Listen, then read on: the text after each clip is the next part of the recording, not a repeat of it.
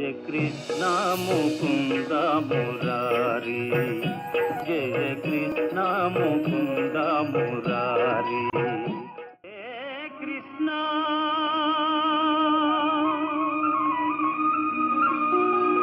ముకుంద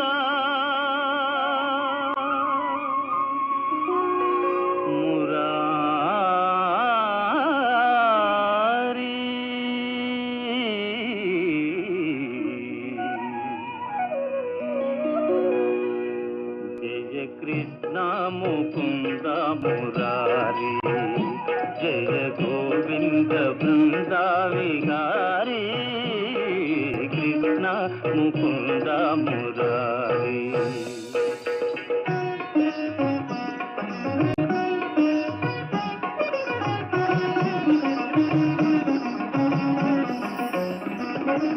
దేవకి పంట వసుదేవు వెంట, దేవకి పంట వసుదేవు వెంట, యమునను నదిరేయి దాటితి వంట.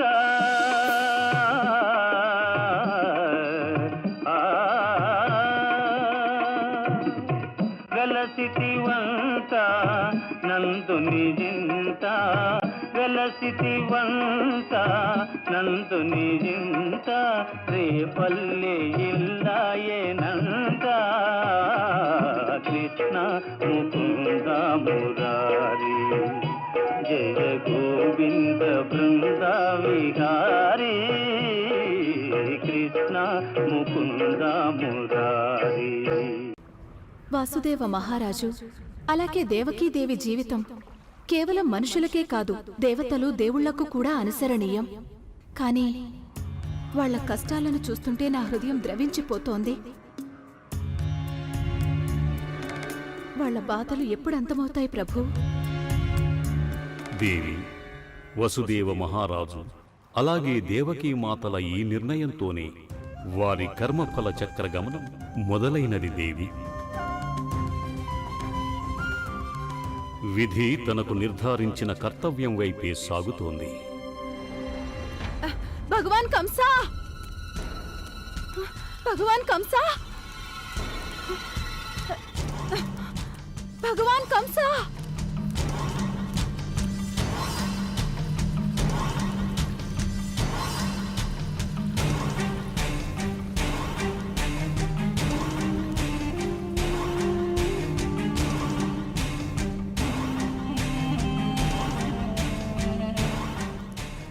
భగవాన్ కంసా, భగవాన్ కంసా.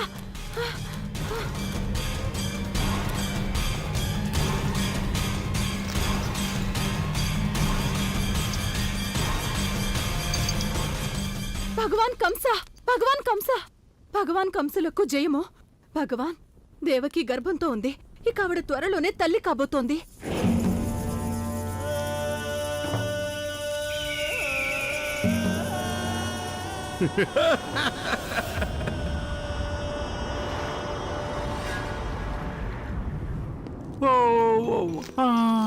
నా ముద్దుల మేనల్లుడు, నువ్వు ఏ కడుపునైతే జన్మించావో ఆ కడుపునే నా మృత్యువు జన్మించబోతోంది. నీ 8వ సోదరుడు, అతన్ని చూడటానికి నా 2 కళ్ళు తప్పించిపోతున్నాయి. నువ్వు ఏడవకు, నువ్వు క్షేమంగా ఉండు. పరమేశ్వర, నా సంతానాన్ని రక్షించు తండ్రి. కంసుడిని నమ్మలేము. తను ఎప్పుడు ఏ నిర్ణయం తీసుకుంటాడో తెలియదు. దేవకి, నువ్వు ఎందుకంత బాధపడుతున్నావు? వీడు బాధపడుతున్నాడు, వసుదేవుడు బాధపడుతున్నాడు. ఒకవేళ నువ్వు అనుకోవటం లేదు కదా నేను ఈ పుత్రుని హత్య? లేదు లేదు పిచ్చిదానా, నేను కేవలం నీ 8వ సంతానాన్ని హతమారుస్తాను, మిగిలిన ఎవ్వరినీ కాదు. అవును అవును వసుదేవా. మధురవాసులారా, భగవాన్ కంసుడి మేనల్లుడు,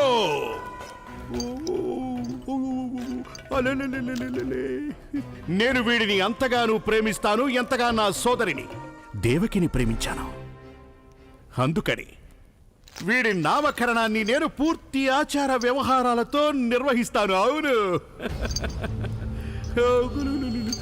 ఏ పురోహితుడా, ఈ జన్మలోనూ నా మేనలుడి జాతక చక్రం వేసేలా లేవు. భగవాన్, జాతక చక్రం సిద్ధంగా ఉంది. ఈ జాతక చక్రం ప్రకారం ఈ శిశువుకు పెట్టవలసిన పేరు కా అక్షరంతో మొదలవుతుంది. కా అక్షరం. నీ రాశి నా రాశి బాగా కలిసింది మేనలుడా. కాతో కంసుడు, కాతో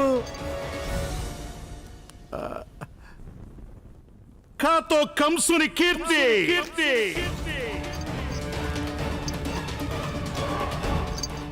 వీడి పేరు కీర్తివంతుడవుతుంది సోదరి. మధురవాసులారా, కీర్తివంతుడు. కంస పరమాత్ముడికి జై! కంస పరమాత్ముడికి జై! కంస పరమాత్ముడికి ఇప్పుడు నీకు సంతోషమేగా సోదరి? నేను నీ సంతానానికి పూర్తి సంప్రదాయబద్ధంగా నామకరణం చేశాను.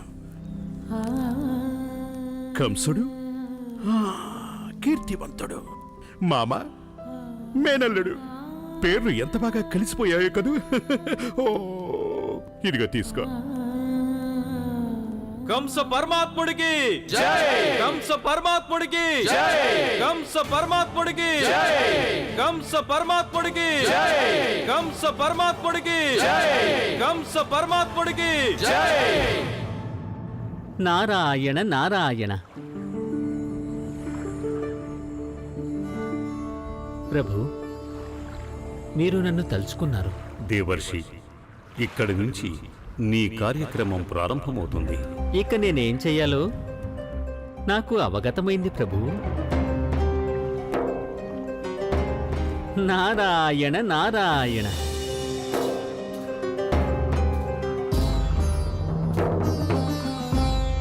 పదండి, పదండి.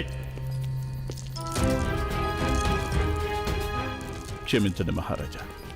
మహారాజా, నేను మహారాణి రోహిణి పథకం ప్రకారం ఈ పని చేస్తున్నాను. త్వరలోనే మీకు దేవికి ఇక్కడి నుంచి విముక్తి లభిస్తుంది.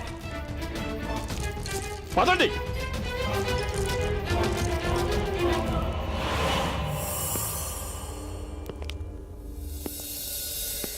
భగవాన్ కంసుడికి జయము. భగవాన్ కంసుడికి జయము జయము. నారాయణ భక్తుడు నారదుడి నోటి నుంచి భగవాన్ కంసుడి జయ జయధ్వానాల. నారాయణ నారాయణ. భగవాన్, మా నారాయణుడు అంటూ ఉంటాడు, ఎవరైతే తన కర్మలతో భగవంతుడవుతాడో అతనే వాస్తవానికి భగవంతుడవుతాడు అని. అలాగే మీరు మీ కర్మలతోనే భగవంతుడయ్యారు. ఇప్పుడు చూడండి, భూలోకవాసుల జీవన్మరణాలు మొత్తం అన్నీ మీ చేతుల్లోనే ఉన్నాయి కదా. మరప్పుడు మిమ్మల్ని భగవంతుడనుకోవడానికి సంకోచం ఎందుకు ప్రభు? సంకోచం కాదు, సందేహం. దేవతల ఈ వార్తాహరుడు భగవాన్ కంసుని మందిరంలో ఏం చేస్తున్నాడా అని. నారాయణ నారాయణ. నేను బాటన వెళ్లే బాటసారిని భగవాన్. నేనేమనుకున్నానంటే, భూమి మీద ఈ భగవంతుడికి పారిజాతపు కొన్ని తియ్యటి ఫలాలను ఎందుకు కానుగ్గా ఇవ్వకూడదు అని. భగవాన్, నారదుడి నుంచి ఈ చిన్న బహుమానం అంగీకరించండి. స్వీకరించండి ప్రభు, స్వీకరించండి. లేదు లేదు లేదు ప్రభు, ఈ పండు తియ్యగా లేదు. చెట్టు నుంచి ఈ పండును నేను అన్నిటికంటే చివరగా తెంచినట్టుగా అనిపిస్తోంది. హ, మీరేమో భగవంతుడు, అలాగే భగవంతుడికి అన్నిటికంటే తీయనైన పండు నైవేద్యంగా సమర్పించాలి కదా. లేదు, ఇది కూడా కాదు. ఇది ఇది కూడా తీయగా ఉండదు. మాయ చేయటానికి ప్రయత్నిస్తున్నావా నారదముని? మాయ నేనా? ఏమాత్రం కాదు భగవాన్. నేనైతే కేవలం మీకు అన్నిటికంటే తీయనైన పండు తినిపించడానికి ప్రయత్నిస్తున్నాను. దాంతో మీ జీవితం ఎప్పటికీ సురక్షితంగా ఉండాలి అని. కానీ నాకేమీ అర్థం కావడం లేదు నేనేం చెయ్యాలో. మరి మీరు నాకేమైనా చెప్పగలరా? ఇందులో ఏ పండు మొదటిదో, అలాగే ఏది 8దో, ఏది మీకు సురక్షితమో, అలాగే ఏది మీకు హానికరమో?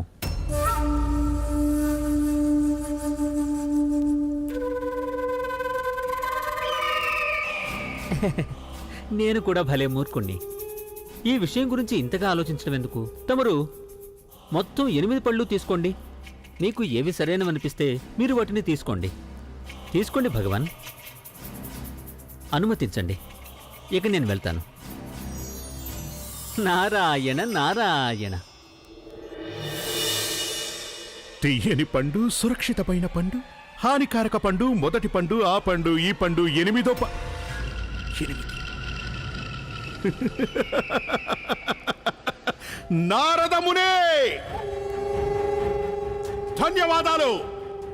నీ మూర్ఖత్వంతో నువ్వు ఆ విషయం చెప్పేశావు. ఏదైతే ఆకాశవాణి నా దగ్గర దాచిందో. ఇప్పుడిక భగవాన్ కంసుని చేతిలో మొదటిది బతకదు, 8వది బతకదు.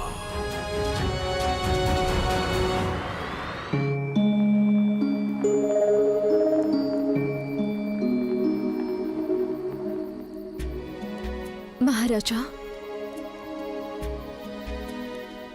నాకు తెలుసు మీరు మన 8వ సంతానం గురించి బాధపడుతున్నారు అని. కానీ ఇవాళ కంసుడి కళ్ళల్లో నేను మన కీర్తివంతుడి మీద చూసిన ప్రేమ, అది చూశాక నాకు నమ్మకం కలిగింది. ఇక తను మన 8వ సంతానాన్ని చంపలేడు అని. అదే సంభవమైతే బావుంటుంది. కానీ కంసుడు చెప్పే ఏ మాటను నమ్మాలని నా మనసు కనిపించడం లేదు. నేను అర్థం చేసుకోగలను మహారాజా. కానీ ఏమంటారంటే, ఒక సోదరుడికి తన సోదరి మీద కంటే ఎక్కువ ప్రేమ తన మేనల్లుడి మీద ఉంటుందని. మీరు చూడండి, కాలం గడిచిన కొద్దే కంసుడి మనసులో ఆకాశవాణి భయం తొలగిపోతుంది. ఇక తను తన 8వ మేనల్లుడిని చూసి ఎంతో ప్రేమతో తప్పిపోతాడు. తన హక్కును చేర్చుకుంటాడు.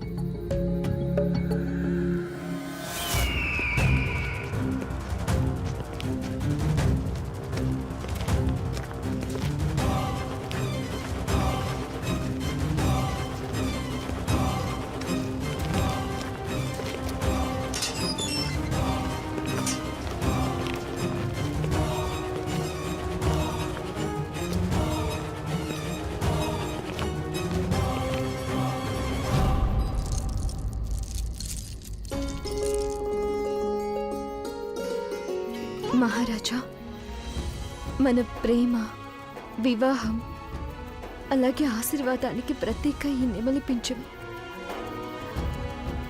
ఇవాళ నేను నా సంతానం తల మీద దీన్ని ఉంచుతాను.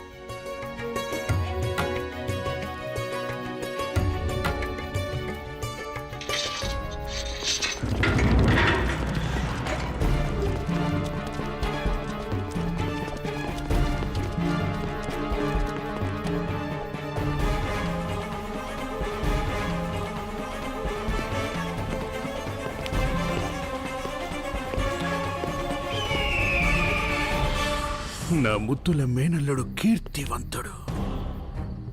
నాకు వీడి మీద ఎంత మనసైందో తెలుసా?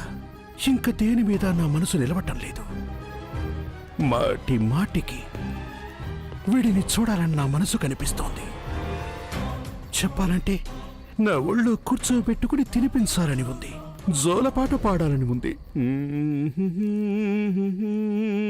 అన్నయ్య, నేను ఇంతకు ముందే ఆయనకి చెప్తున్నాను, కంసన్నయ్యకి తన సోదరి మీద కంటే తన మేనల్లుళ్ళ మీద ఎక్కువ ప్రేమ. నిజం చెప్పావు తల్లి, నిజం చెప్పావు సోదరి. వీడి అందమైన రూపం చూసి కళ్ళు తిప్పుకోలేకపోతున్నాను నేను. కాసేపు వీణ్ణి ఆడించమంటావా?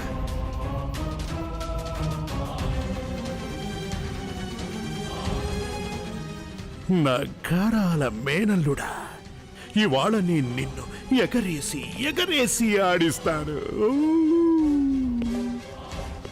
నీకు తెలుసా, నీ 8వ సోదరుడు నన్ను హతమారుస్తాడు. కానీ నువ్వేమో నా ప్రియమైన సోదరికి మొదటి పుత్రుడివి. మొదటివాడు 8వ వాడు ఒక్కడే. అందుకని మొదటివాడు కూడా అలాగే చావాలి. ఎలాగైతే 8వ వాడు చస్తాడో. దేవకీ వసుదేవా, నేను మీకు చెప్పాను కదా, కీర్తివంతుణ్ణి. నేను ఎగరేసి ఎగరేసి ఎగరేసి ఆడిస్తాననే.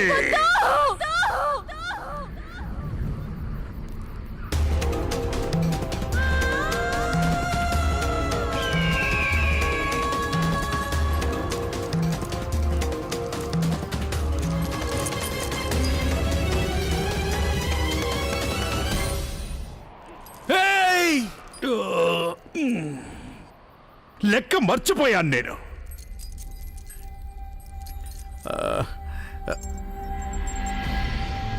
నువ్వు చెప్పగలవా వీటిలో మొదటి సంతానం ఏదో, 8వది ఏదో? ఎక్కడి నుంచి మొదలుపెట్టినా కూడా మొదటిది 8వది, 8వది మొదటిది. నువ్వేం చెప్పాలనుకుంటున్నావు దుర్మార్గుడా? మూర్ఖపు వసుదేవా, ఈ మాత్రం కూడా అర్థం కదా నీకు? నీ సంతానం మొత్తాన్ని హతమారుస్తాను నేను. అందరూ చస్తారు. ఒకడిప్పుడు చచ్చాడు, ఇంకో 7 తర్వాత చస్తారు. లేదు. అవును. అంతకంటే ముందు నేనే నిన్ను చంపేస్తాను.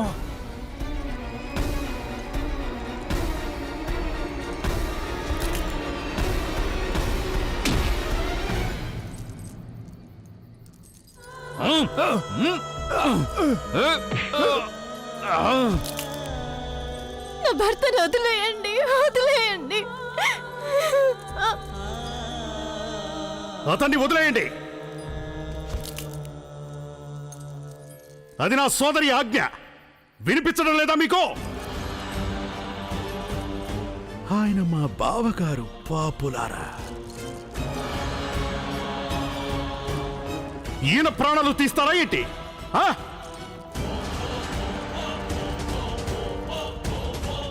చంపకూడదు, ఆడుకోవాలి. నా కళ్ళ ముందు నుంచి పో కంస.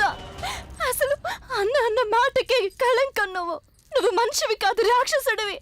చాలా దారుణమైన చావు చేస్తావు, దారుణంగా చేస్తావు నువ్వు. ఆపే దేవకి, నన్ను వదలండి. ఇవాళే మొత్తాన్ని అనేస్తే మరి 2వ సంతానం చనిపోయినప్పుడు ఏమంటావు? నీ దుఃఖాన్ని నేను అర్థం చేసుకోగలను. మొదటి సంతానం చావు కదా, అలవాటైపోతుందిలే. ఏడ్చి ఏడ్చి ఊరుకోవడం. నా బిడ్డ.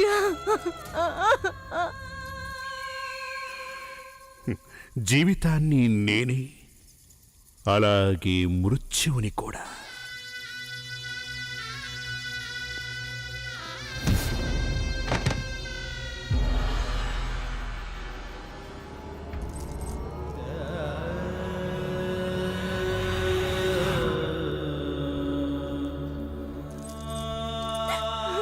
కీర్తివంత,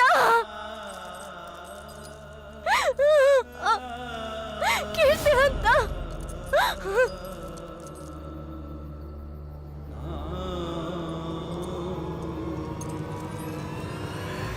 అంత బాధ, అంత దుఃఖం, అంత కష్టం ఎందుకు ప్రభు? ఎందుకు? వసుదేవ మహారాజు, దేవకీదేవి ఎందుకు కన్నీటి సాగరంలో మునిగిపోవలసి వస్తోంది? ఆ తల్లిదండ్రులు దుఃఖ దావాగ్నిలో ఎందుకు కాలిపోవలసి వస్తోంది? ఎందుకు ప్రభు? నీవు శాంతి వహించు దేవి. నిన్ను నీవు సంభాళించుకో. ధైర్యముగా ఉండు. లేదు ప్రభు, ఇక నా ధైర్యం అడుగంటిపోయింది. నాకేమీ అర్థం కావడం లేదు. అదే మీరు దేవకీదేవి కడుపున జన్మించాలనుకుంటే, భూమి మీద అవతారం ధరించాల్సి ఉంటే, మరి మీరు వాళ్ళ 6 బిడ్డలు వధింపబడటం కోసం ఎందుకు ఎదురు చూస్తున్నారు? మీరు వారికి ప్రథమ పుత్రుడిగానే ఎందుకు జన్మించలేదు ప్రభు? దేవి, నేను సమయానికి ముందే అవతరించటం జరిగితే మరీచి ఋషి 6 కుమారుల ఉద్ధరణ ఎలా జరుగుతుంది? మరీచి ఋషికుమారుల ఉద్ధరణ? నాకేమీ అర్థం కాలేదు ప్రభు. దేవి, ఈ జన్మలో దేవకీమాత మొదటి 6 పుత్రుల రూపంలో జన్మించే బాలలందరూ పూర్వజన్మలో మరీచి ఋషి కుమారులు. ఎవరినైతే వాళ్ల దుర్మార్గాల కారణంగా దేవాళ ఋషి అసురులు కమ్మని శపించాడు. అయితే మరి ఈ 6 దేవకీదేవి పుత్రులు అసురులా? లేదు దేవి. మరీచి ఋషి పుత్రులు క్షమించమని అడగటంతో దేవాళ ఋషి వారిని క్షమించాడు. దానితో పాటు వారి ముక్తికి ఒక మార్గం సూచించాడు. ఇక మరుసటి జన్మలో వాళ్ళందరూ కూడా ఒక పుణ్యాత్మురాలు, అంటే దేవకీమాత గర్భమున జన్మిస్తారన్నాడు. అప్పుడు వాళ్ళందరి మృత్యువు ఒక అసురుడు, అంటే కంసుడి చేతుల్లో ఉంటుంది. దానివల్ల వారందరి ఉద్ధరణ జరుగుతుంది. దేవి, ఆ కారణంగానే నేను దేవకీ మాత ప్రథమ పుత్రుడిగా జన్మించలేదు. దానితో ఆ 6 ఋషుల ఉద్ధరణ జరగాలని, అలాగే దానితో పాటు ఆ నవజాత శిశువుల వధ కారణంగా కంసుడు ఎంతటి ఘోర పాపానికి పాల్పడుతున్నాడంటే ఇక అతడి అంతం సునిశ్చితమైపోతుంది.